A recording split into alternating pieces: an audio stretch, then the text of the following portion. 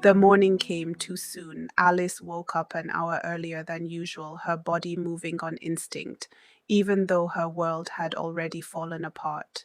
She quietly prepared Leo and Ethan, dressing them as if it were just another normal school day. Routine was the only thing holding her together. Jamie was still asleep, or at least she assumed he was.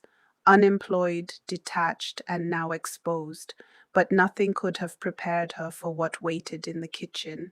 Mary. Her mother stood there in the pale morning light, fragile and broken, as if guilt itself had taken human form. The air between them was suffocating, thick with betrayal, silence, and something far worse than anger. Alice couldn't breathe. Just the night before she had seen it, the unimaginable, her husband and her mother together. Mary tried to speak, her voice trembling with regret. She apologized, words spilling out in desperation, but they meant nothing. Not anymore. Alice didn't shout. She didn't cry. Instead, something inside her hardened. Cold. Final. She told Mary to stay out of her way, told her she didn't want to see her again, even calling her by her name. Mary felt like cutting a final thread between them. That was the moment everything ended, and something new began. Without wasting another second, Alice gathered her boys. Their small belongings were packed quietly, hidden in the trunk of her old sedan.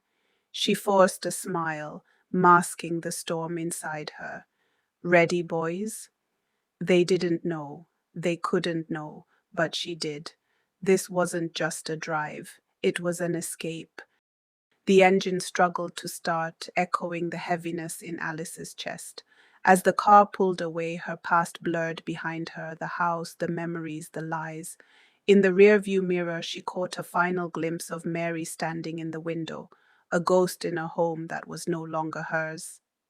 Inside the car, life continued in innocence. Leo hummed softly, tracing patterns on the window.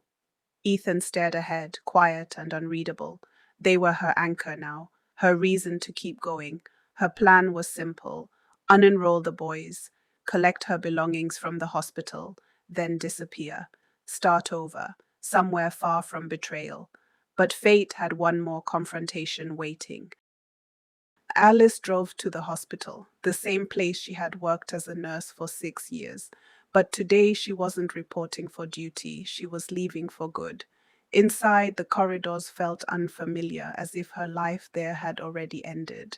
She emptied her locker, grabbing only what mattered, then made her way to the exit, to her sons waiting outside.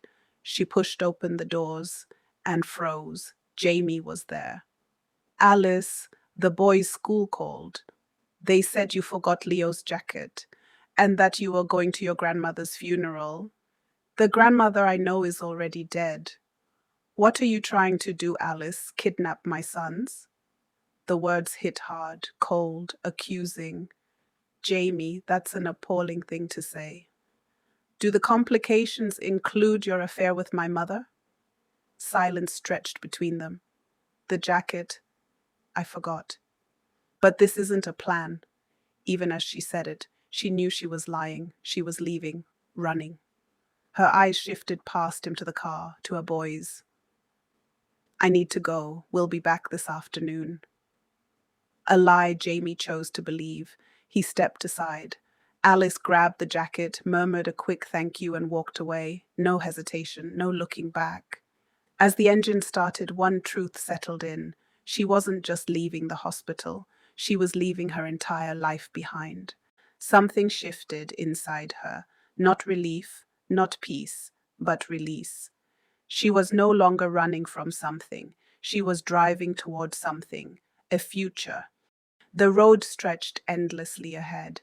For the first time in a long while, silence felt safe. The boys were calm, absorbed in their tablets, their small world untouched by the chaos behind them. And for Alice, that was enough. She didn't know where she was going, only that she was going west. Far enough to rebuild, far enough to breathe again. Her grandmother's voice echoed in her mind, reminding her of the savings she had carefully built.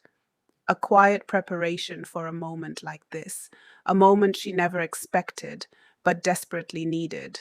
Hours passed, miles faded, and slowly something unfamiliar crept in. Hope. When Alice stopped at a quiet rest area, the air felt different, clean, open, untouched by pain. The boys ran freely, their laughter breaking through the heaviness that had followed them. Then she saw it, a sign. New townhomes for rent. Something inside her sparked. She searched quickly. Schools nearby, a hospital within reach, a place where life could begin again. It wasn't just an escape anymore, it was a possibility. Driving through the neighborhood, she imagined it.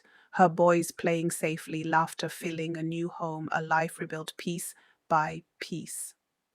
And when Leo smiled, when Ethan finally softened, she knew this was it. That night in a quiet hotel room, Alice reflected on everything left behind. Jamie and Mary, likely already rewriting the story, hiding the truth, protecting their image. But none of that mattered now. Her world had changed, shrunk, simplified to just two boys and a future waiting to be built. As they laughed, as they settled into sleep, Alice felt something stronger than pain, determination. And as she closed her eyes, she understood one thing clearly. This wasn't the end. It was the beginning of something new. A life built not on lies, but on love, resilience, and the courage to walk away. The night settled quietly around the small hotel room, wrapping it in a fragile sense of peace. For the first time, there were no raised voices, no tension, just stillness and the soft rhythm of breathing. Alice lay awake, eyes fixed on the ceiling, her mind refusing to rest. Beside her, Leo and Ethan slept peacefully, unaware, protected for now. They were safe, but the past was not gone. It lingered, waiting, and sooner or later, it would catch up. Alice closed her eyes, but sleep wouldn't come. She had escaped, but she wasn't free, because the truth always finds its way back. And when it does, it never comes quietly. Alice watched her children, her expression soft but steady. They were her reason, her strength, and no matter what came next, she would protect them, because this was not the end, it was only the beginning.